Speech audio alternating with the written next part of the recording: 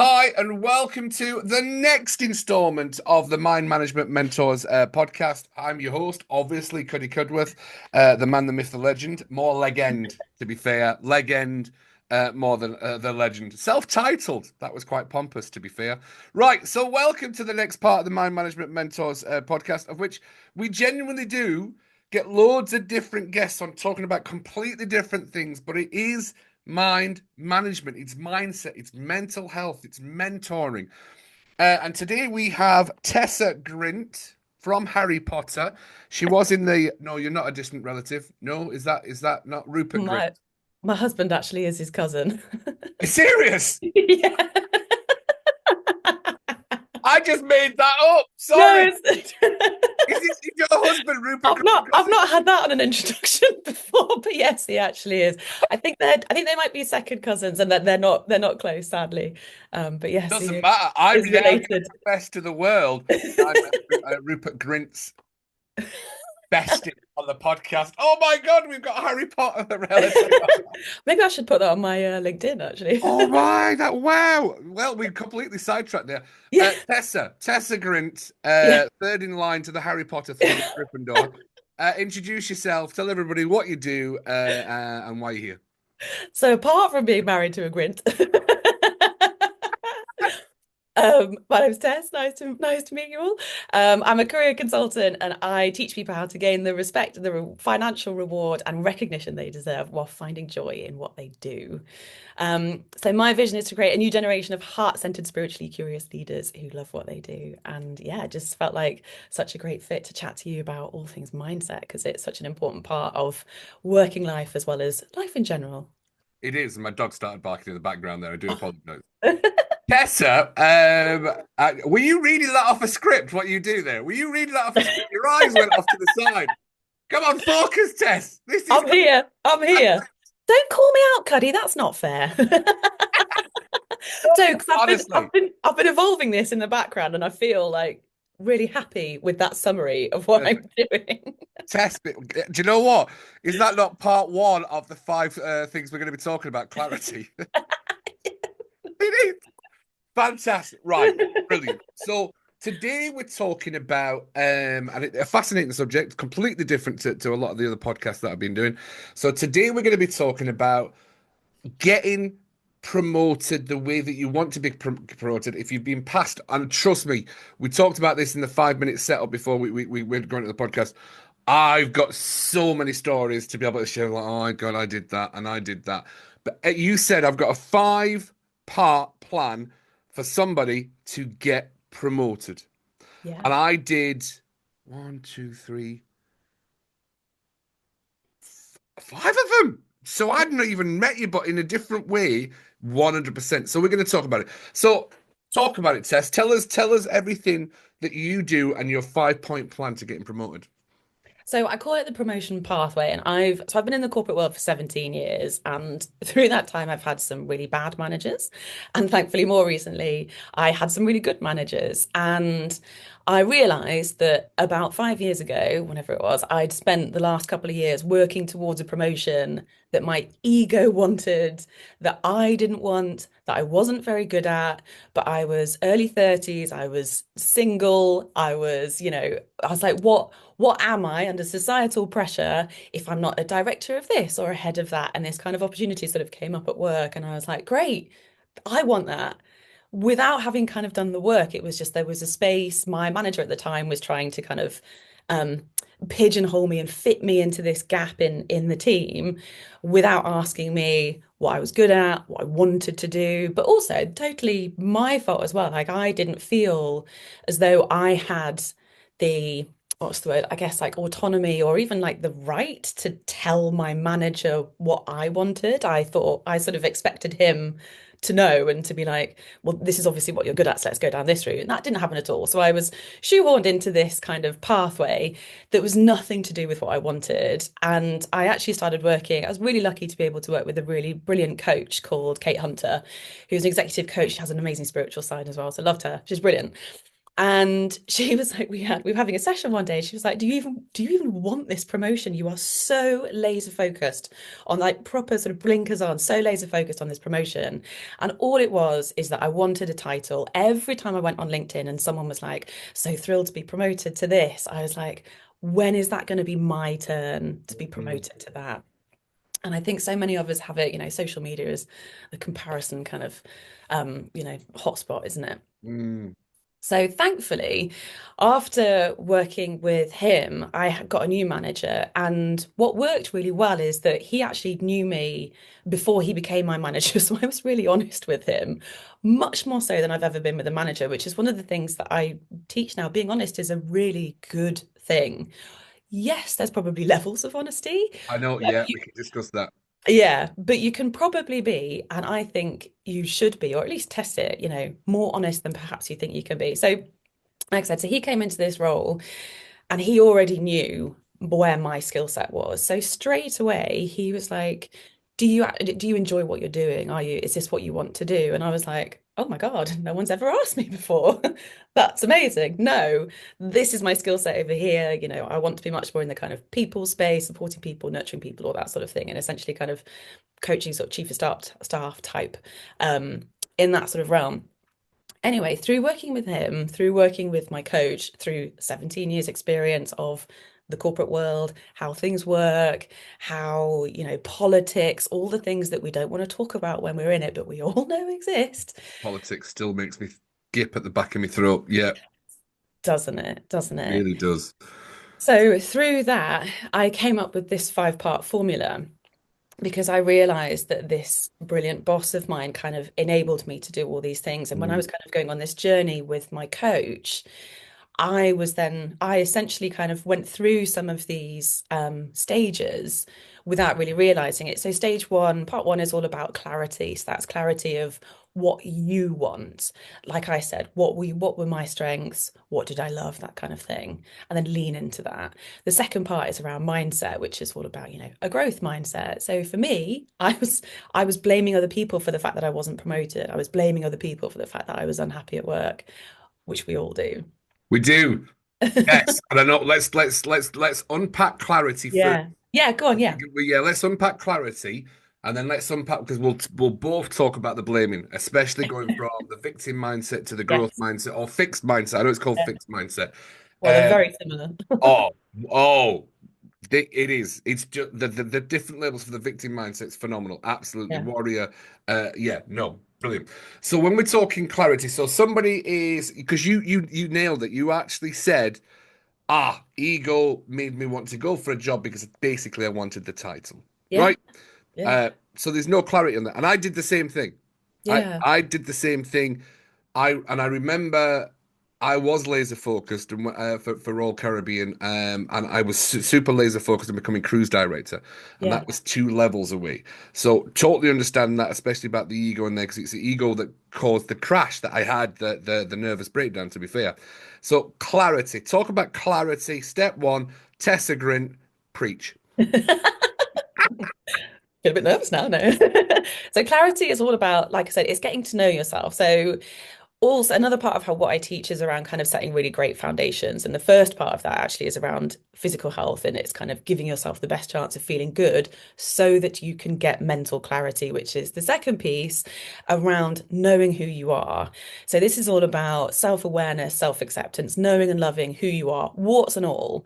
So my kind of, sort of epiphany moment with that particular example was I was being pushed towards a role that was really technical, that was expected to do. I worked in fintech at the time, so it was already quite technical, and then this was kind of pushing even further, and then just the sort of levels of what was expected in that role in terms of um, sort of forecasting and modeling and all that sort of thing. And I'm okay at it, but definitely not at the level that was required. And none of it was about people and supporting others and nurturing others and all this sort of thing. And that's just where I kind of naturally am and I naturally kind of sit. And so that's the first clarity piece is around it's around you basically. We're not really taught at work to be who we want to be. At least we are much more so now, which is a Corporate's reason different that though, isn't it? Yes, it's amazing that things are shifting, but yes, corporate is different. Much as they say bring your full self to work, they mean it within like Our within reason. values. Yes, Bring your full exactly, self, but exactly our that. values.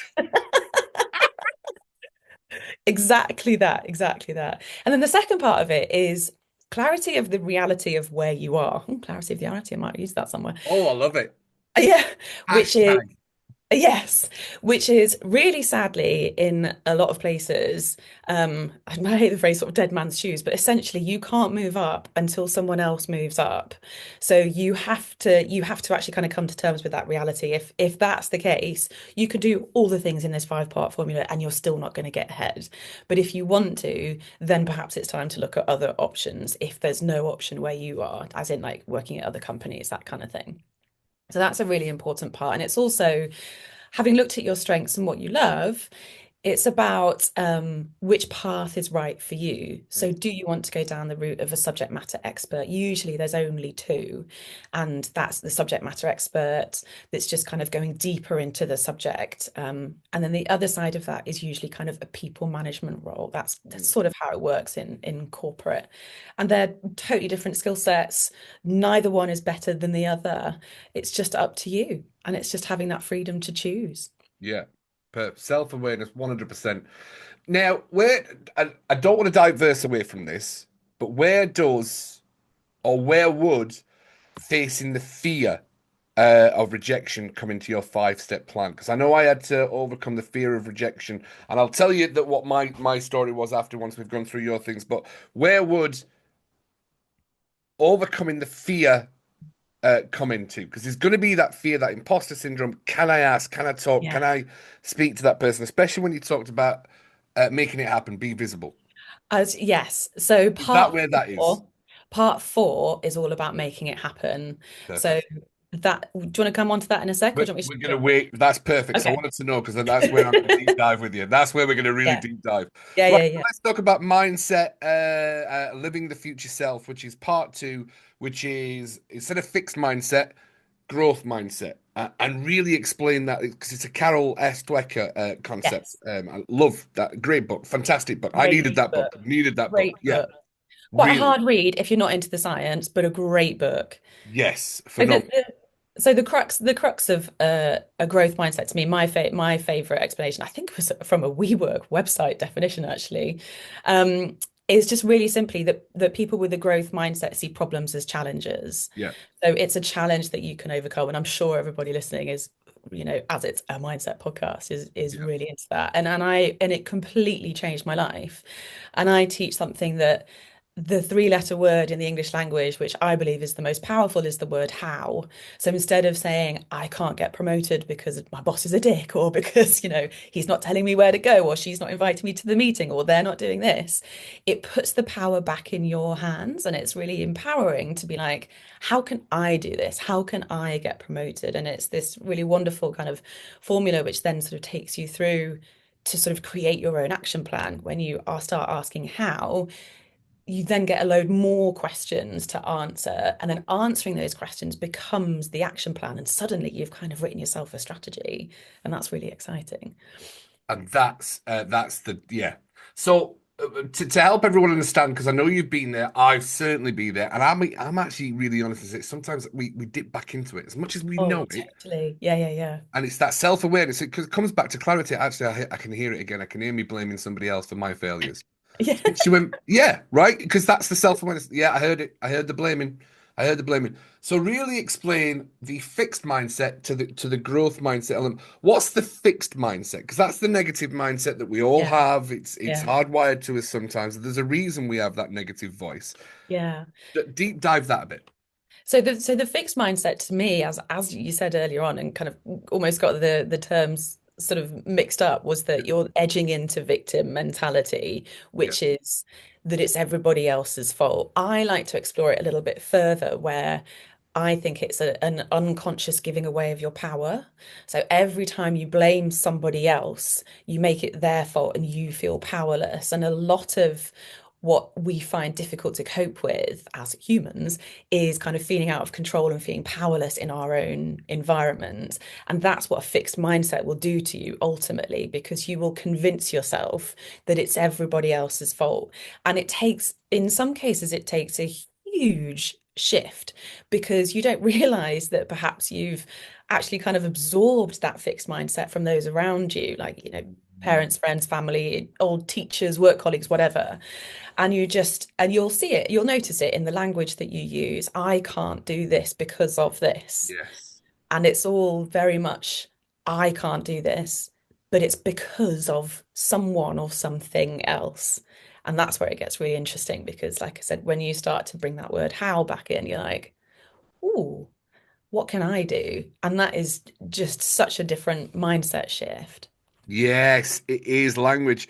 I have a course called Mind Your Language. It'll genuinely change your life, especially the questions that we ask. It really is. Right. So, perfect. So now we've got. So let's talk about the leadership part Yes. that you teach, Tessa. So part three is leadership skills. So it will depend totally on where you are, who you are, what your experience is, all that sort of thing, which is the most important skills for you to kind of build up. But I believe there's one that isn't taught as much as it should be. And it's really simple and it's thinking. So everyone's like, oh, think like a leader, blah, blah, blah. And it's like, okay, well, what does that actually mean? And everyone's like, oh, be more strategic and have a vision and all this sort of stuff.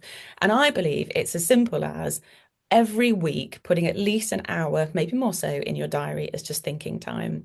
And it's really simple.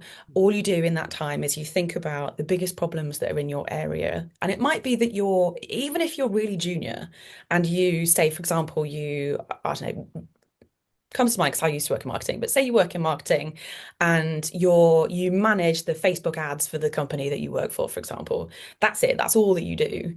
Well, you can still think strategically about how you manage that Facebook ads, and that can ladder up to the company objectives kind of thing. And there might be 17 people in between you and the CEO and, who sets the company objectives kind of thing. But you can still start to think like a leader. And the first and most important part of that is just making time to do so.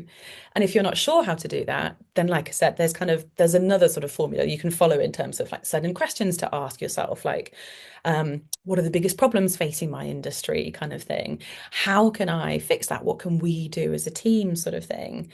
And then you can, take it further and gather together the team to bring together a workshop and try and solve that problem. And that's you don't need to be the one that's the expert in the room. You Hmm. just need to be able to kind of gather everybody together. And actually diversity of thought is a really important part of that. You want different people's opinions, you want different perspectives. That is, and that comes from confidence in the leadership, doesn't it? So if you are, so look, when we talk about confidence in leadership, because I remember when I was an atrocious leader, a manager, I was atrocious, genuinely atrocious. Somebody had to commit. Again, we met and you said, "Oh, could I really like you personally?" I'm really good at personality and I can sell personally. But then there's the stuff underneath that. I was an atrocious manager, egocentric, terribly, oh, I've got this idea, this is what we're all going to do, without asking the questions. And so I got taught that and I got trained and coached in that. And that's what got me where I needed to be. But the whole premise of understanding the role that leadership plays Mm. is you don't have to be the person with the answers. Yeah, And totally. people miss that still. And that was a huge learning for me, actually. So I spent so much of my career thinking, I need to learn more, I need to learn more, I need Mhm. to learn more. And especially these days, in the day of AI, you can find any answer to anything you ever want by going to ChatGPT or even Google, Gemini, whatever, name XYZ platform. The information isn't valuable anymore. It's how you bring people together. It's how you bring together people's different opinions. It's understanding the problem in the first place, which, you can only do if you make space to think about it. And yes, use those platforms to enhance your own thinking, but don't rely on them completely because actually, yes, like I said, yes, they'll enhance what you can already do and they'll come up with ideas. But actually, the value of that is to get everybody in a room, including AI, get their answers as well, but get everybody else's perspective and get everybody else's thoughts. And like I said, bring it together as like a workshop. And then you're going to have loads of different ideas. Then you can kind of collectively vote for whichever one you think is the best. And then you go ahead and implement it and happy days. And that, to me, was a really big game changer, just thinking so differently like that, to not have to be the expert, to just make some time for thinking. And I don't think that that's talked about enough. No, well, it's not because it's constantly on the go and giving Well, yourself that space and that time. Yeah, you're absolutely right. yeah, Yeah, 100%. So that's step three. That's the leadership part. Now, this is where we're going to really expand. And go this is on. where we're going to go deeper because I think we're both going to share some parts on this one. Making it happen and be visible. Step Yeah. four, Tess. Yeah. Tell us about step four. So a lot of us, me included, work like a dog, and we're like, and it gets to kind of the end of the year or whenever the promotion cycle is for you and your company, and you're like, why haven't I been promoted? I've literally worked all the hours that God gave me. Why is nobody recognizing that? So there's, Language. There's the language. yeah, Why? yeah, Why? yeah, yeah. Why? It's everybody else's fault. It's Everyone not else's fault. Yeah, mine. I'm working really hard. Why haven't they noticed? Exactly, exactly. And there's a few things that go into this. The first thing, actually, before we get to the visibility piece, is are you doing the right work and are you being a busy fool? Because a busy fool will be on their emails all the time, or like Slack or internal messages or Teams or whatever platform it is that you use, and they will be really present and they will give a really quick response to stuff. But nobody gets promoted for an inbox at zero. Nobody gets promoted for having no messages left to read on Slack and for responding really quickly. And actually, sometimes you respond too soon and these things would have resolved themselves anyway. And you have to get yourself out of the detail to have time for thinking. Back to point part three. So stop being a busy fool. If you're not sure if you are, there's a really simple way you can do that, which is literally kind of a sort of a diary study of your week, which is literally just go through hour by hour of your working week and see what you spend time doing. And for some people, this is really eye-opening. And for some people, it's what's the word? It's kind of it's really confronting because they're like, oh shit, I've spent sorry, is that okay to swear? Sorry. I've spent the yeah. last Kids, yeah, fine. It's not for it is kids. now. Unless the kid wanted to get promoted, you're absolutely fine. Don't worry about it. Or they might. Um, oh shit, sorry, I forgot what I was going to say now. Um, where was I? That's really funny. Oh yes, yes, it's quite confronting because they can be like they sort of realize that they've been working on all the wrong things for years in some cases, Absolutely. and genuinely working really hard to be the best that they can at doing these things. If But it's not what they actually, want, it's yeah, pointless. exactly, and it's not going to get you promoted. So You that's the have to first. ask. Yes.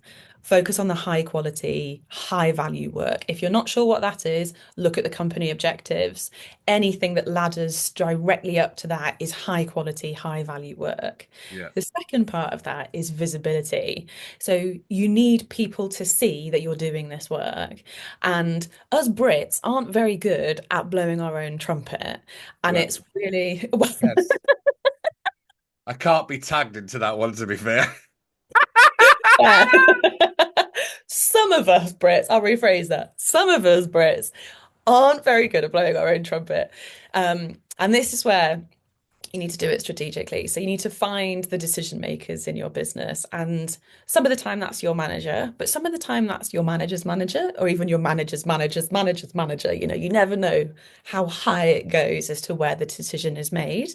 And what you need to do is make sure that you're a no-brainer by the end of the year or by the time that that decision comes around. And you do that, like I said, by sharing your really good work in front of all the right people. So, one really good way to do that is if you have like a Slack or a similar internal messenger sort of platform. With Slack, there are groups, and I used to work in marketing, so we used to have one for marketing. And because everybody was interested in what was happening, the key decision makers were in there because they enjoyed the updates and things that we gave.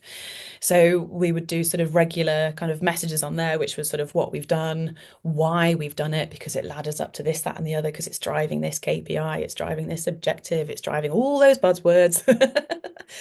And then we talk about what we learned. And then we talk about the fact that we're going to try it again, but we're going to do something a bit different because it did or didn't work as well as we thought it was. And then we talk about who we thank that got us there as well, because everything that we do is a team sport. And it's kind of a really sort of corporate phrase, isn't it? Like everything being a team sport. But also if you start to show a culture of recognition, then it will come back to you as well. Yeah. And I think that's a really positive piece. And then, like you said, you talk about what you're going to do next. And all it needs is that kind of, depending on the regularity and sort of cadence of how you're doing stuff, maybe once a month, maybe once a quarter. Don't do it more than once a month, then you really will be a little bit like, oh, it's Tess blowing her own trumpet again.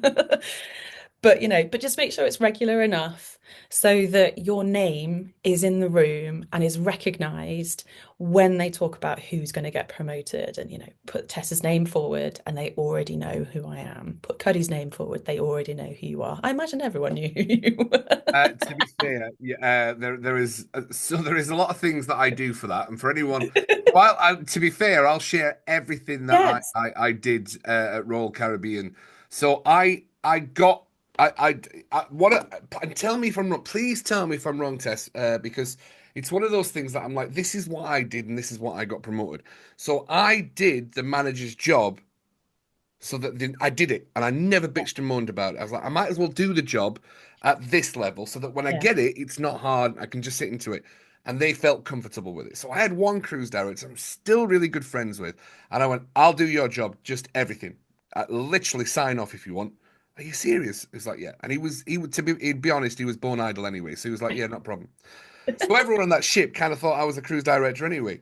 And but he was really comfortable with that. I had another cruise director come in and go, "Well, you do, whoa, back off, whoa, son, back Yeah. off." I'm like, no, Yeah. no, let me prove to you I can do it, so that when I get the job, and I used to speak to.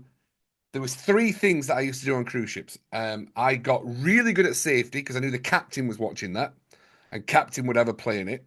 So I took safety really seriously. So whatever part of the safety part I had to do, I made sure I was on it and making sure. Oh my God, could he did this on drill? Could he did this again? They just mentioned the name. I Yeah. also got in really friendly without being snidey or snipey or anything like that. The hotel director who's in charge of our department, I'm like, tell me what you want for this contract. I'm Yeah. not going to do what I do. I want you to tell me what you do. So I needed to know what he wanted. Yeah. And if I nailed that, he'd be like, I need to speak with Cuddy because everybody likes to know that they've been heard and they're in charge. Yeah. That's genuinely what I did.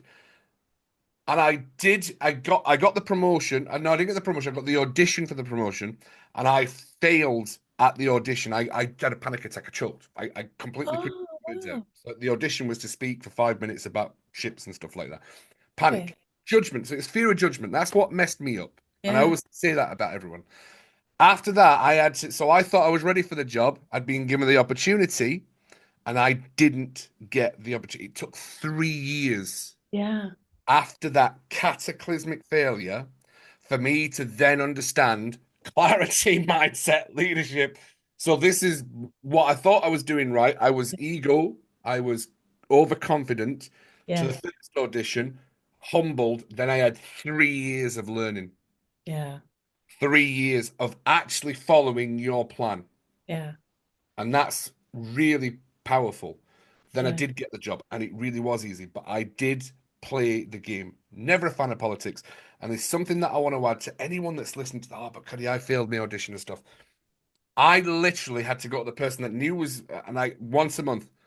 I know I fucked up on the audition. What do I need to do to Yeah. get that thought? So I overcome the fear. I looked at it and I'm like, it's the fear of rejection. Literally, it's the fear of rejection. Once a month, once every 3 months, twice every 3 months. What do I need to do to get that out of your mind? Nothing at the moment. Could you doing really well? Thank you so much. They just kept brushing me aside. Yeah.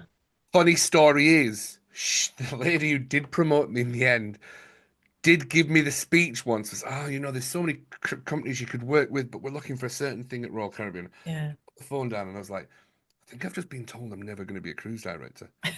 I wasn't sure because I was a little bit stupid. Still am, to be fair, I don't get messages unless you say it's not going to happen. You need to leave. I probably Yeah. wouldn't hear it. And then when I got the job and she gave me the promotion, yeah, a lot of activities manager. I had to give the speech. If you can work anywhere else, she'd forgotten she'd given me the speech. That was the funniest part. I went, Alison, you gave me that speech 3 years ago. She went, did I? Oh yeah, you're welcome. You're going to start the ship next week. But I did. It was the I had to ask the scary questions. Yes. I know I fucked up. Growth mindset. Yeah. I'm not blaming anyone else, but I am seeing people getting promoted, and I know that I can do a better job for you. Yeah. What is it you want me to Yeah. do to get that? So I took away the whole responsibility from making it happen. And that's really powerful for everyone. So that's another part of the making it happen piece, which is hold your manager to account. Have So to. They hate get it. absolute clarity from them. So I've had it loads of times Oh, before yeah. when I'm like, what do I need to do to get promoted? And they're like, be more strategic. And I'm like, and I Look, used to accept that. yeah. What the hell does that mean? What the hell They does that don't mean? know. I was 25 at the time. I was like, God, I'm a real idiot. I don't know what that means. That's really embarrassing. I need to go away and find out what that means. What does that mean? Does it mean you need to think more about the future? Does it mean you need to know how to write a strategic plan? Does it mean that you need to do more thinking? Being like a leader, all this sort of stuff. And I used to just accept that and think I was the idiot for not understanding what my manager meant when they said that. Yeah. So if my biggest piece of advice, just as you've said, is if you want to get promoted, hold your manager to account and get them to tell you exactly what is required. It So is. it's literally like, and you can start it with a really, if you've never had a conversation like this with your manager, it can feel really scary. So if you want to, you can email them ahead before your one-to-one or send them a message on Slack or whatever internal messenger system you use. Send them a message and be like, in my next one-to-one, I've been reflecting and thinking about my career and my future and stuff. Can we talk about that in our next session? And any manager worth their salt, A, should have been talking to you already about these things, but B, if they haven't, will be really pleased that you're thinking like that. And they'll say, of course. And they might ask you to be a bit more specific about what you want. And it's good to give them the chance to prepare as well. We're not trying to catch each other out here. I've No. had that loads of times where it's felt like I was being tested with conversations. And I don't think that's a good vibe to go in with. I think it's really nice to kind of tee it up beforehand and go into this as a team. Yeah. So if they ask you to be more give a bit more clarity around what you want to talk about. Just say, can we talk about my future here, my paths to progression? And it's also up to you to do your own research, to look at the people above you or ahead of you and think about what route you want to be. Again, back to clarity. What do you actually want? Do you want to just look at the next step up? And is that a manager from where you are now, or do you want to actually go a totally different route and just become a subject matter expert and go sort of really deep into the particular thing that you're passionate about? Like I said, there's no right or wrong, but talk to your manager about that. And every time they give you something really vague, ask them to be specific. So ask them, say, can you be a bit more specific about what you mean there? Can you Yeah. give more examples of exactly what you'd like me to do, what you'd like me to see? A really good question is, can you give me specific examples of what you'd like to see me doing more of, and what you'd like me to see me doing less of to get to XYZ level, XYZ manager, whatever. Yeah. Love it. Absolutely fantastic. So the last part, five part, it's not the last part because we're going to talk for a long time, I can tell. But part five is the magic, the woo woo. I love magic, love woo woo, love Yeah. spirituality, love law of attraction. What's the magic that you can sprinkle? How can you create that? Seriously, Oh, totally. I could talk about this for hours. So yeah, I wholeheartedly believe that in the power of science, strategy, spirituality, and a little sprinkle of magic. So the first four parts of this are either science or strategy. And the science kind of around it is sort of do an experiment. If you're not sure kind of what's going to work, try something new, basically. So then we come to kind of the spiritual side and the magical bit, which I think is where the fun happens.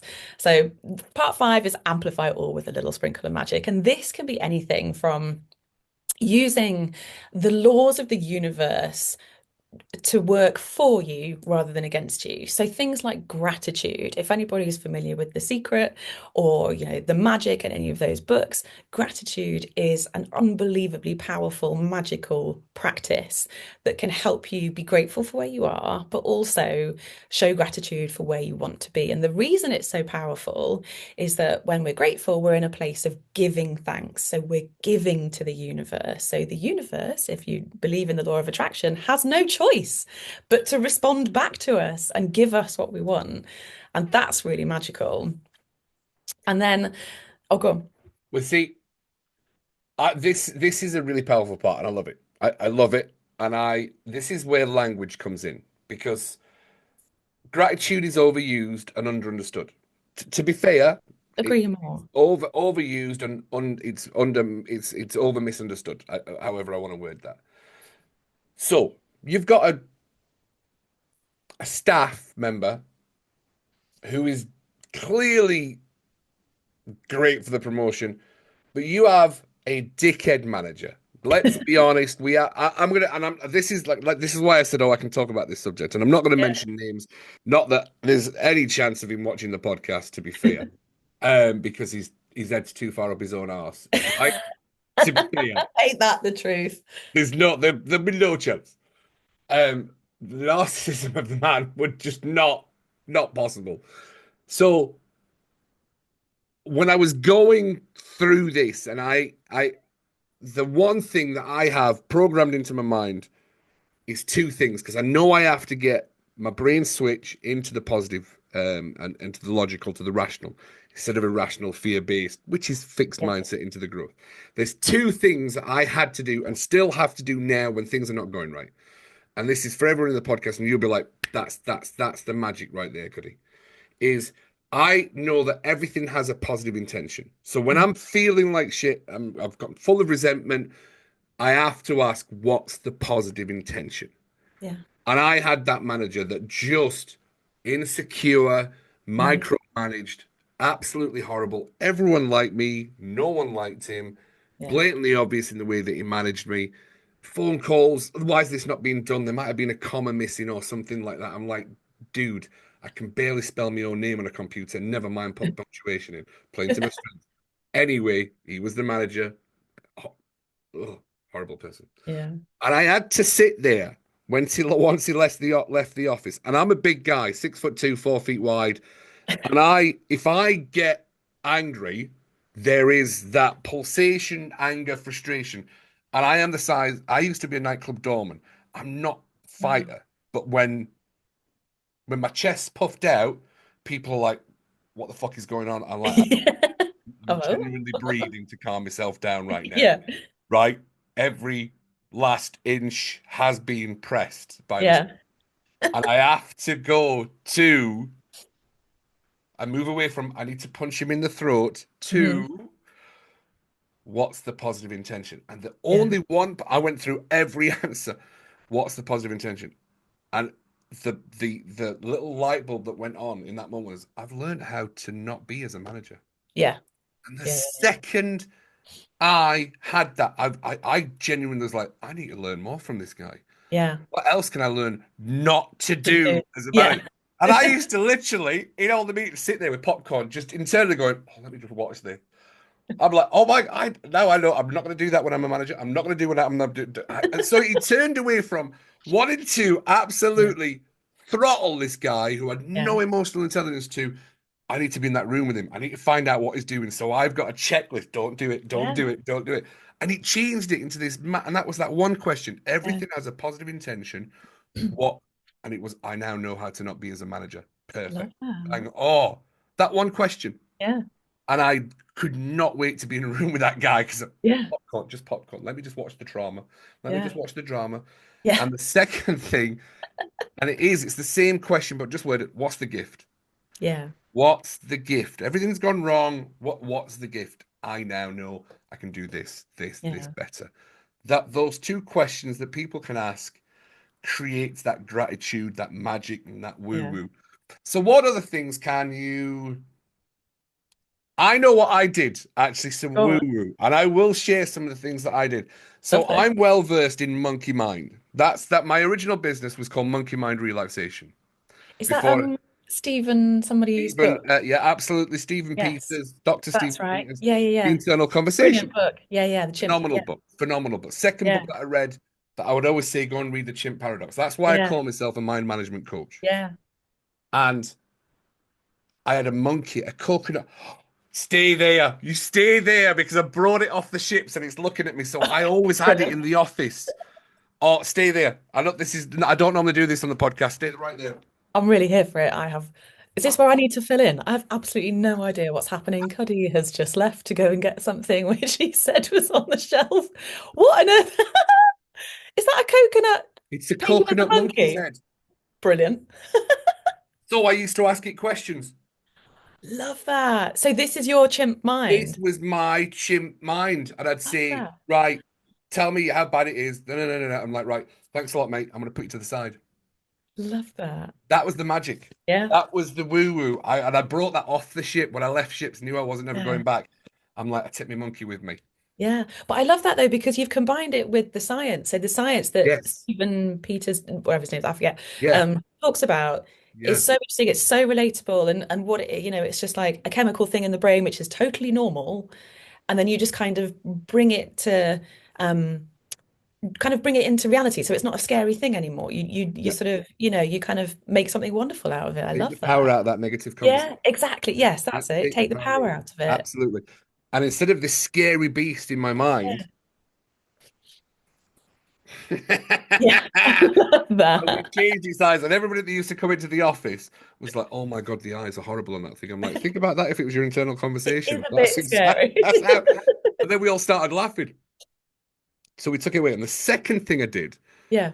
and it would fall into the part of the leadership and make it happen, was I'm still not good at uncomfortable conversations. To be fair, Mm. I know I'm not that good at uncomfortable conversations because I either go in too nice or I can be, if it's really pissed me off, I can be a bit of a wanker about it, to be fair. I can, which is why I don't do management anymore and leadership things. I work with leaders, but I'm managing their minds and different things, but there's always that open honesty. But the second thing I Yeah. used to do, I had, when people had to come in and sit in front of me, I had a sign behind them. I had one manager and leader that I totally respected. Yeah. And I will drop his name. He won't be watching it, but an amazing manager and leader, Darren Budden. Well done, Darren. Darren, cracking, Canadian, lovely guy, super smart. Said no when you wanted him to say yes, and I still hate him for that now. But I was like, God, he was so good at saying no without me getting pissed off. To be fair, and I used to have a sign behind everyone, so when they sat down in front of me, behind him, it would be, "How would Darren Budden handle this?" Calm, Amazing. respectful. And I used to model Darren Yeah. Budden by having that one question. But no one ever saw the sign behind him. But a couple of other hotel directors came in and went, why is that there? Oh, I really respect Darren Budden. Do you? Aye. Have you ever asked how would John answer it? No, Darren Budden. So interesting what John said. I would say that Darren's been really inspiring to Cuddy and how would Cuddy do it? And they maybe their values that Cuddy wants to take on in becoming his own. I hate the word authentic, but I'm yet to find a better word. But to become your own authentic version of yourself as a leader. And how you do that is by looking at those around you, looking at what you do and don't like, and taking aspects from everybody. Is there, uh, uh, great question. Is this such thing as authentic? Because everything we have is learnt behavior, learnt Yeah. traits, and we've changed it. And oh, I don't want to be that. But is there anything such as authentic? Yeah. Now, on the levels of consciousness of which we talked about, gratitude's really high. Do you know authenticity, knowing who you are, is a higher vibration? Is When you are it? fully aligned Yeah. to Yes. yourself, it Yeah. brings in more positive from understanding your qualities and your authenticity and living in Yeah. that space. Yes, This is so that's the magical part of that's the it. magic. So Yeah. so what I have noticed is having done the work on who I am, what I want, what I'm good at, where my values are, all that kind of thing. When you fully lean into that, things happen really quickly. So when I first did that at work, I redesigned my role completely to work towards my strengths. I got a £16,000 pay rise that year without getting a promotion, which is unheard of in Mm. most businesses. And I worked less than I've ever worked. Yeah, go me, aren't I Pat bloody on the brilliant? back. There we go. And I worked less than I ever have before because I was prioritizing me and my actual life outside work. And we're penalized for having a life outside work. But if you're happy outside work, you're going to be happier and therefore more productive at work. And if you're doing the stuff that you love, it doesn't feel like work. And it's like, and it feels magical because nobody tells you this. And then suddenly you're like coming up with really great ideas and great and doing and delivering great work. And it feels really easy. And it suddenly happens that like something clicks. And that, like I said, that's, I think, where the magic happens. And then those around you see it as well, and you get the reward for it. And it's that absolute alignment is definitely the word. I almost want to call it like the aligned promotion pathway or something, because Alignment. it's about finding your thing and finding that alignment. And then because of that, it happens really quickly, I believe, anyway. And believe is a big part of it. Yeah, yes. Yeah, yeah, Belief. yeah. The belief, Absolutely. yeah, absolutely. And going through that exact story there, and my journey at Royal Caribbean, and I still think Royal Caribbean is a fantastic. I know I don't work for them anymore, but I actually would never. I've got friends who have left, and they kind of bash Royal Caribbean. I'm like, nah. The even though I didn't like the politics, I didn't like the things that I Yeah, had to do sometimes, because I'd be like, oh, but that person is a dick. Ah, you can't say that, yeah. could you, when you work at corporate? I'm like, I know they are a dick. Yeah. I know, I am fully aware that I'm being a dick saying that they're a Yeah. dick, and I get that. I The do problem I do wonder where calling someone a dick fits on the sort of growth mindset is that not spectrum. But self-awareness? I agree. Some people are just a Self-awareness. dick. Yes. Self-awareness. I Which am they usually lack. self-aware enough to know that that is a dick, and I'm not letting it steal my peace. So Yeah, FYI, isn't it? putting it out there. Now, how can I help to make sure that he's not a dick anymore for Yeah. everybody else? Yeah. Because Those are, you can. Yeah, yeah, absolutely. yeah, Yeah, yeah, yeah. yeah. So so using those skills, you help people and you help businesses understand that as well. And you've just moved to, because two of the businesses that use my service, believe it or not, I work on retainer with businesses, and Okay. they buy hours off me and say, just use them whenever you want, not a problem. You call me in, or we can do online sessions with, because I coach the staff, the employees, and the leaders on Yeah. emotional health, mindset, whatever. Nice. And it's funny that the businesses that use me, I've got one business that used me for the family. If the staff want to use it, not a problem. But I want their home life to be happy, so they come Yeah. to work happy. Yeah. Yeah. And Yeah. there's Yeah. not many businesses that do that. Yeah. So he put it out to all the men because it was a very male. And he went, look, if it's not you, it might be your wife or your kids. Use Yeah. the service, and Yeah. they all turn up to work happy because, oh, Love thanks, that. by the way, because my wife was struggling with anxiety. My Yeah. wife was having stress, on the bairns have been getting bullied at school, and they had that quick response, Yeah. and that's a really powerful mindset for Yeah. the owner of the business. Exactly to what Mm. you said. If you're happy at home, you'll be happy at work, because most people Yeah. bring their home lives into work. Yeah. Well, if you're going through anything kind of, even if it's not, traumatic by its definition or Yeah, whatever, even if you've just had a bad morning and you've had an argument with your partner on the way to work or whatever, it does overshadow your day. yeah, And that's just comparatively small thing. Whereas, when it's the really big stuff, it's like a huge black cloud over everything that you do, and you just can't quite ever get that fully out of your mind. yeah. So why wouldn't we encourage people to talk about that, and to get the help with that? And why wouldn't businesses, it sounds amazing, the ones you're working with, that they're offering it to their family as well. There aren't very many that do that, to be No, they're fair. not. They're just like, no, look after the employees. But a lot of the Yeah. employees are going like, it's not me, it's my teenage son, it's my Yeah. teenage daughter, and they Yeah. have to wait on a waiting list for months on end, and Yeah. then the parent gets stressed because they're like, well, I'm worried Yes. about my kid, and there's nothing that honestly, it's the Yeah. simplest thing, and it didn't even cost over a Yeah. lot of money for him to buy those hours off me. Yeah. They last a year, 18 months, and everyone's like, right, you called me on Tuesday, you've got an appointment by Thursday. It's that quick. Yeah. And what they don't realize, which is harder to manage, is that actually the productivity that they gain Yeah. from the person then coming to work feeling better is way outweighs any money that they spent on the support for the family And it's, do you know, and it's the always person. private and confidential what happens. So Yeah. they don't actually tell the boss when they've been and Yeah. checked in with me, but they all go and say, thank you so much for letting me speak to Yeah. Cuddy. I really appreciate that. So that they knew anyway. I was like, it's private and Yeah. confidential. What's ever said here doesn't go back to your man. Oh, right. Okay. Fair enough. And Yeah. with one of the business, we've helped people get promoted. Nice. And they've come back and they went, oh, we did these things, I did these things, and I've been promoted. Not a problem. That's fantastic. So Yeah. the business has been happy that they've kept the Yeah. retention of, absolutely. So Well, where is it, and where is it you work now? Because that's the big part of you, Tessa Grint slash Williamson. Funnily enough, but I like the Grint part. That's fantastic. The Light Me Up Club. Where is it you work? 'Cause you live in, are we allowed to say it? yeah. You Yeah. live out of the country now. You in Thailand. Yeah.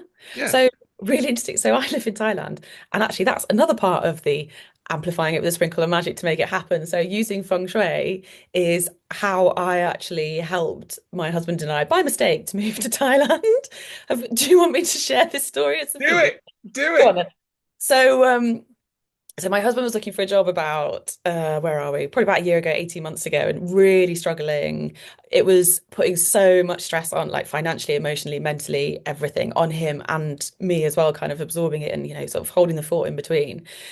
Anyway, he sort of put loads of he was talking to anyone and everyone in his network. And I watched this video by the Feng Shui Flow, I think her name was Kimberly Gallagher. She's absolutely amazing. Give her a follow, she's brilliant. Anyway, she did this sort of practice where she was like, if you want to attract more money, then you have to identify the southeast corner of your home. And how you do that is we've all got smartphones. Stand in the middle of your phone with your smartphone with a compass app and walk as far as you can in the southeast direction. That's prosperity and abundance. So identify that. If it's not a corner, just create one, put like a little side table there. If it is, clean it, clear it, get rid of clutter, make it really nice, sort of properly mop it, look after it, and put in it a prosperity bowl, which is a mirrored bowl. Think sort of stainless steel, like cooking bowls type thing. Fill it with currency, fill it with money. And I didn't think at the time, but the only money we had in the house was some euros left over and some Thai baht from when my husband had been to Thailand uh, a few years earlier. Didn't think anything of it, put it all in the bowl. Then I think I walked around like staging the house, all this sort of thing. I was like, we need all the help we can get. Anyway, fast forward, what was 4 or 5 months, and I got back from dropping him at the airport. I had a real moment in the car where I realized that I'd just dropped him at the airport to go to Thailand, and where we live, he changed in Amsterdam, where he used the euros, and then went on to Thailand to use the Thai baht. And I was like, oh, okay, universe, I'm listening. Okay. Mm, And call that what you want. Some people don't believe anything of it. I personally don't believe in coincidences. I believe in using, leveraging the power to work for you. And I was like, wow, okay, okay, I'm listening. So yeah. hairs on the back of the neck. Yeah. But So we that can connect the dots, but in that moment and that realization. What was it again? Southeast? southeast corner, the southeast corner of your home is your prosperity and abundance corner. Interestingly, for jobs, just since we're talking about that, the north corner or north area is important for that.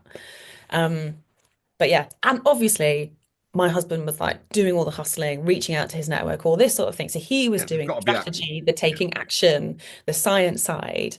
And then I was like, let's see what we can do and amplify it with a little bit of magic here. And then it worked. And I was like, oh, Yeah. wow. So yeah, so that's why we live in Thailand. But yes, light me up. So the name from it came basically because I want to empower people with the tools they need to redesign a working life that lights them up. Because I think so many people kind of go through the stages of life and they get to kind of certain points, they do the things, but they still don't feel great. And I think it's because they don't know who they are or they've lost touch with who they are, which is why the first piece is always clarity. It always comes back to you. And I think this is particularly prevalent in um, parents.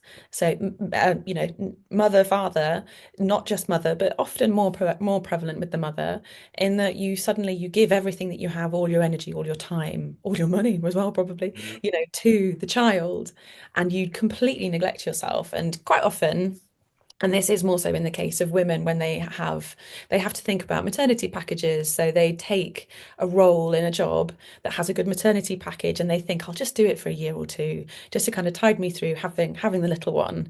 And then of course they have the baby and in some cases they just don't have the energy to rethink about, what their job is and they just accept the fact that their job's just a bit shit, but it pays the bills. And actually I'm such a firm believer in there's just a few things that you can do that can help you redesign your role. First one being just what do you actually like? What do you want to do? Kind of thing. What are you good at?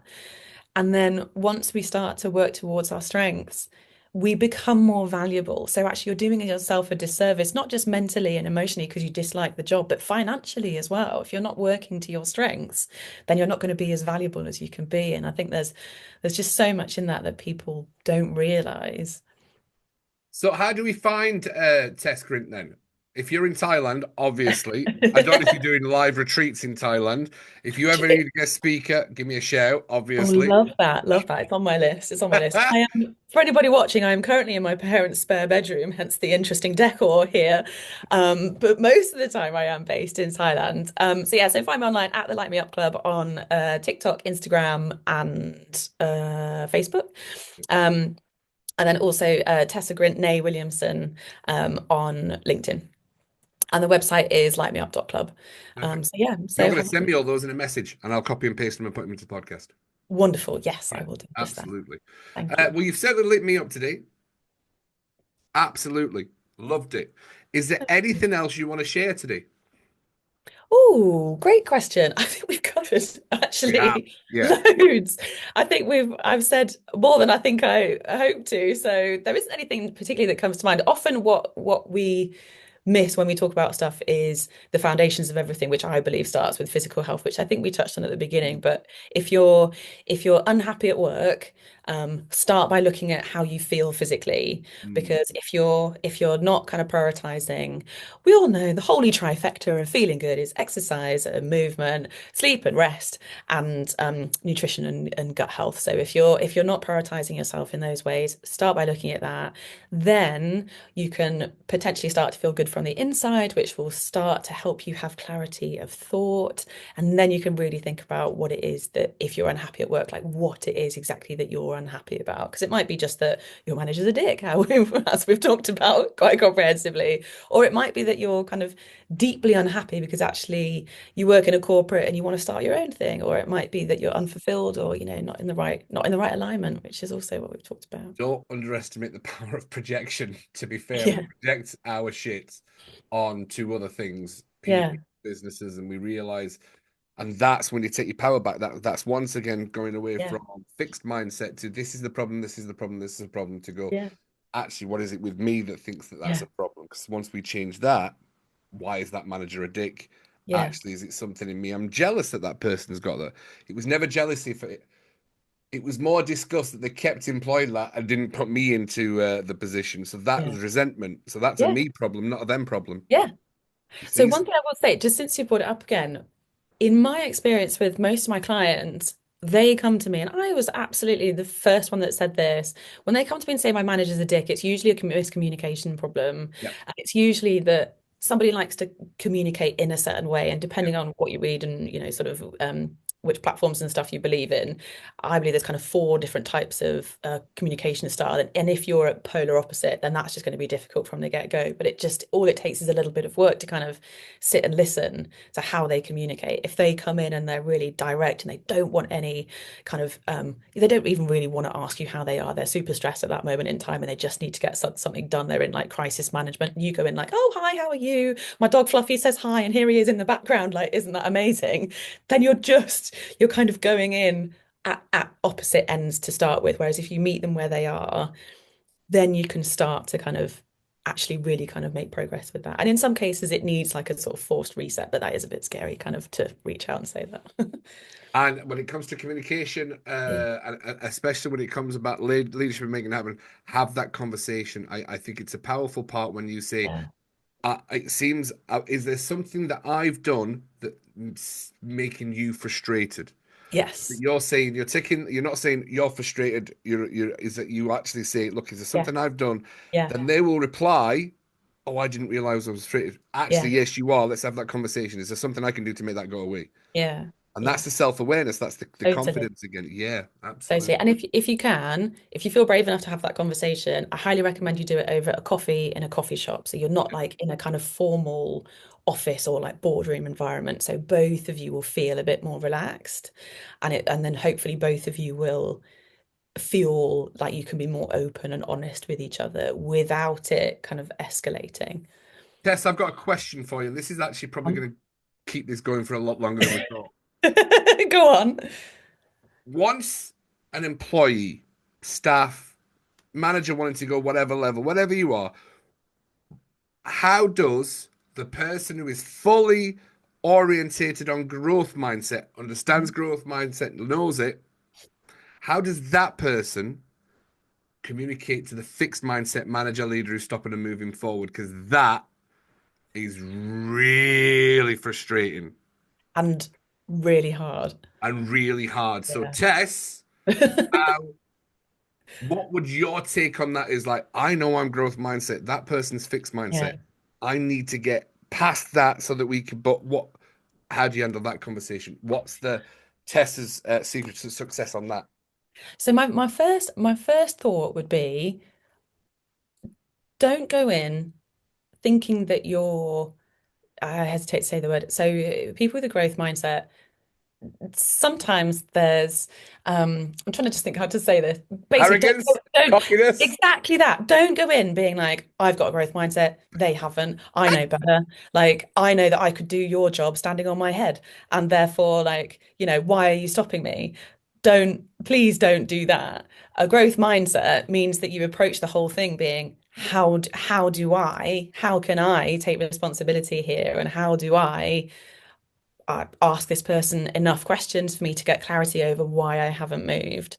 How do I, that's a really interesting thing. If they've got a fixed mindset, they might get quite defensive if you start asking them certain questions. And the word why can put people's backs up. Why haven't you done this? Why haven't you let me Bad progress? word. Kind of thing. It's an accusatory word. Exactly. It can be really aggressive.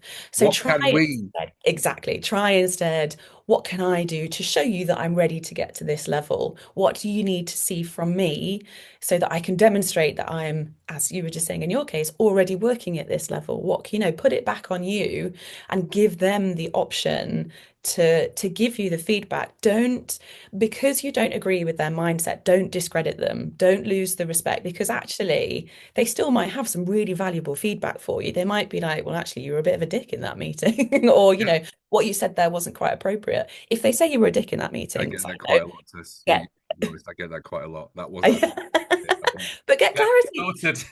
But get clarity from them. If you think I was a dick, tell me why. Tell me what it was that I said that wasn't okay. Because obviously, my um boundary or whatever the word is my perspective isn't quite the same as yours, so if I'm going into these things pissing people off and that's why I haven't progressed, then please God tell me why so that I can change it. And I think if you go into a meeting like that, regardless of their mindset, if you go in kind of humble and open to feedback, armed with the right questions that kind of and a level of calm that has a really productive conversation rather than going in already being like, I've got a growth mindset. Like I said, I know that I could do their job kind of thing. You, without realizing, you will have a level of ego and arrogance in your questions, in your Yeah, demeanor, in everything that you do, in everything that you say, and everything that you speak of, even how you sit. And, the words are only what, 6, 7% or whatever it is of actually how we come across kind of thing. yeah. So, you know, check yourself as well, but be aware that you do think differently, and that's okay. It doesn't make one of you better than the other. Ultimately, they are still your manager. And yes, there are some times where a manager is going to stop you doing something. And at that point, my advice would be twofold. One, you've got to decide if that company is really where you want to be. So if you like everything else about that job, you like the culture, you like the company itself, and it's just that one person that's a problem, can you speak to other people around you in a very, be really, really careful how you do this, because when you start bad mouthing other people, often it's only you that it's reflected on. So Yeah, don't say, I want to move because my manager's a dick. Say, are there any opportunities opening in other departments because I'm interested in, growing my career or whatever. Do a slightly kind of political answer sort of yeah, thing. And yeah, and the other one would be, so yeah, so think about whether or not you actually want to leave, yeah. or or actually, like I said, if you do love everything else about that job, then perhaps it is telling you that you do want to stay, but can you change how things are while you're there? And if you don't like all the other stuff, then maybe start looking for other things. But that would be my kind of last resort if you do love other aspects of it there. Because I was having a conversation with another HR manager about this, and it's the fine line between what's negative to one person or toxic to one person it's a perspective, isn't it? That they Yeah. actually might not be negative and toxic, Yeah. but to me, that is negative and toxic because it's just a different point of view that I don't see and want to see. So where do we draw the lines of what? Do you know we're going to deep? I don't know if we because I've got more questions for you, Tess. Genuinely, I Maybe I we could I do like a part two or something. I know, and I'm looking at the time. So quickly, just to answer, what's the difference between constructive or constantly being constructive and negativity? How do you go from being the herd person that people want to learn from and go, oh, that's the person I want to the person who's always been negative or they think constantly constructive to try and change the world to their point of view? It's a good So, question. so there's a couple of things that spring to mind here, in terms of feedback, which is the book Radical Candor, and it's all about how to give feedback in a certain way. And I know that you're asking not necessarily in terms Yeah, of feedback, but actually, I think some of the principles that it talks about are really important. So you can give really negative feedback in a really kind way. yeah, of course. You can say it with a smile, and you can have it as a discussion, and you don't have to raise your voice, and you don't have to like call people out and shame them and in front of, a group of lots of people. One of the things that it go on, why are you smiling there? Go on, I feel like Oh, you've got I can't get it something out of my head. here. Tess. Go on, tell me. Right, so there was something we used, and I don't know if businesses still use it, but I loved performance opportunity logs, POLs, we called them. Okay. Right, I loved them because it was clear direction. I used to get told that you had to have three positives to one negative. Yeah, shit sandwich. Yeah, three positives. On that, if you are going to manage somebody, so once a month I would bring my employees in, the staff in, and I would say, right, let's go through. Sometimes they would just have six positives. No, you did that well, you did that well, you did that well. Thank you, thank you, thank you. All right. Anything you then they'd ask, is there anything you want me to work on? No, but I'll let you know. Thanks so much. Then there was the other ones that I'd have. It was a struggle to find three positives for that one negative. I mean, it was a real struggle. Yeah. So, and I remember, and my wife still laughs at this now. I had an employee working with me, and I had to give him a performance opportunity log, and I think I stated menopause is not an excuse for being constantly crabby. I didn't word it like that, Oh, but she kept Cuddy. saying I'm going through the menopause, and I'm like, that's not an excuse for screaming and shouting at people on a daily basis. I'm sorry, it's not. Oh, wow. And HR brought me in and went, you could not have worded that any better. Thank you so much, because everyone. And I'm like, it's not an excuse. I appreciate she's going through the menopause, but that didn't mean to say she can scream and shout at guests. Uh, And that's quite punchy in the delivery, but I I said you're really good at that. You're funny at this and you're funny at that and you're funny at that, but you can't use menopause as an excuse for screaming and shouting at people on the staff. It's not acceptable. She went to HR. I can't believe I've been told I'm not allowed to have the menopause. Actually, it wasn't worded like that, and they Yeah. 100% sided with me. But I used to love Wow. performance opportunity Fair. logs. I loved them. But it was the communication. I was getting Yeah. told, "Oh, I'm doing this really well." Oh, and then I said, "Oh, you want to work on?" Yeah, this please. That'd really help. Yeah. Perfect. Thanks a lot, Cuddy. Much appreciated. Yeah. Do businesses still have those? So I think they all call them slightly different things, but yeah. And what's really interesting is, feedback is a gift, isn't it? As they I say, love it. though it can be really hard to take. I've had a lot of like really difficult feedback, which again, back to this fixed mindset. I'm like, what the hell do they know? What a dick for saying that. And then you have that kind of unconscious reaction, which we're all human, we all have. And then you kind of reflect on it for a couple of days and you always come to the conclusion that they were right. And it's really hard to accept it. But I think that feedback is really important to keep anonymous, and I think it's really important to keep it 360. So you do to the manager and to the kind of direct report, and potentially higher levels as well. And I think it's really important to keep it um, anonymous because in work, I think it's really hard to give feedback to like your work bestie, but actually you're probably the one that knows them really well and actually has some really constructive feedback to tell them, which if it's filtered directly through their manager in a nice it doesn't need to be nice kind of thing, in a kind way, that's kind of what I say, that book Radical Candor, it's like timing is one of the most important things. So if somebody does something inappropriate, says something inappropriate, or not necessarily inappropriate, or just, something that's not quite in line with culture or whatever it is, I don't know. If you kind of pull them up on it privately. So you don't do it in front of like the Absolutely never do team it in front. and embarrass them. So you do it timely, you do it privately, and you do it kindly. And you say, can you tell me a little bit about why you had that reaction? Or can you tell me a little bit about what happened just there? And then you can start a conversation. And whereas if you go straight in, why did you just do that? Again, they're going to get defensive and it's going to be a really hard Yeah. conversation. Whereas if it's a really gentle, like, or it might even be, are you okay? Because you've never reacted like that before. And then you might, learn that actually stuff is going on at home, or they're having a really bad day, or, something's happened, or someone said something, or someone's being a dick, you know, Yeah. as often is the case. But yeah, Always a it's pattern. all, yes, yeah, yeah, yeah. It's a But it's pattern. all about how to have the conversation. And you can have really difficult conversations. If you stay calm, it's really hard for the other person to get angry.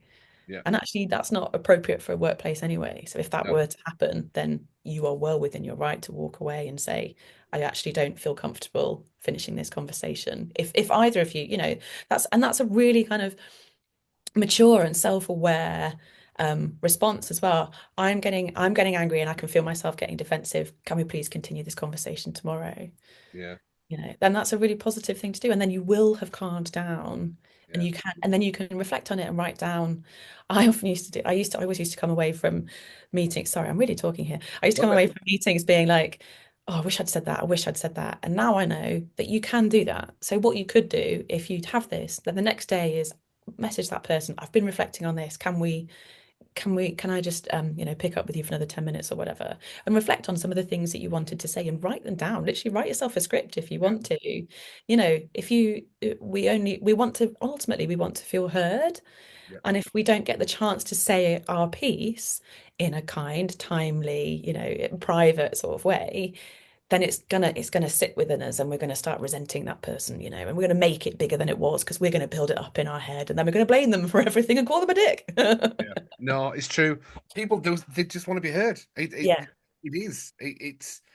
And we'll wrap up on this. This actually might be the longest podcast we've ever done. To be fair, normally coming about an hour. This is about an hour and 13 already. Oh, And I have got a course on it. Is that the fundamentals of management and leadership, and it's the most underutilized thing is the ability to listen. yes. The ability to listen. You would Yes. be a better manager, leader, or director if you listened more.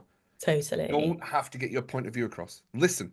Totally. So And I know oh, go on. it comes to the old adage of that's why we've got two ears and one mouth. You should be Yeah. listening twice as hard. But people don't do it. People Yeah. just don't do it. And if you were to listen more, you would actually the language, the course I've got is clean language, Right. understanding the power of clean language, speaking it and listening to it. People Mm. tell you what their problems are in the first 5 minutes, and you can actually help them resolve it in 15 Yeah. minutes by Yes. listening. Yeah. Isn't it? And often it's just that they want to tell you. You don't even have to say anything or fix a problem. No, They just want to tell you. So this is yeah. another thing that I talk a lot about in the kind of leadership capabilities in part three of the formula, but there's not enough time to go into every No, single no, you're right. every single one that we talk about. But yeah, there's definitely a few that are kind of up there with like the top things that as a leader you need to know, and communication and, like I said, thinking is a huge part of that. And communication is as much about how you talk, how you hold yourself, and how you bring people on the journey as it is about how you listen. And there's a huge amount about active listening and all that sort of stuff, isn't there? And it's anyway, we could talk about that for hours, which we probably best not to get into. Yeah, no, you're absolutely right. I heard you. I heard Yeah. you. Honestly, Tess, thank you so much for coming and sharing your wisdom on the Mind Management Mentors podcast. It's been a pleasure. I know you're going to be heading. Are you heading back out to Thailand soon? Yes, next week. We're going back So, next week. who are you, or who have you worked with? So all my clients at the moment are based in the UK. Wow, So very much UK based. I have a mix of kind of online programs around sort of three key areas that we look at. One, of course, is the promotion pathway, which is going to be a book which is coming out later this year, but it's also a one-to-one and a group program as well. nice, And that touches on all those five pieces. fantastic. So yeah, Tess, so it's that been so which is why it works well that I can do it from abroad. love it. Perfect. You've Yeah. yeah, no, that's absolutely amazing. Tess, thank you very much for being on. Is there anything, one word of wisdom or one thing you want to share to the world right now? Oh, oh my God, you've really put me on the spot. I've got so many things in my head. What do I want to say? Everything happens for a reason. Let's leave it at that, shall we? And we decide what the reason is. The most powerful part Yes. is when we take the power back of what the reason is. We're constantly creating meaning, and we can choose a different meaning on a daily basis. And that is what makes us highly powerful people. And on that note, Boom. big love from Cuddy. If it's Love in the that. mind, it can be managed. And as always, I will see you on the next episode of the Mind Management Mentors podcast.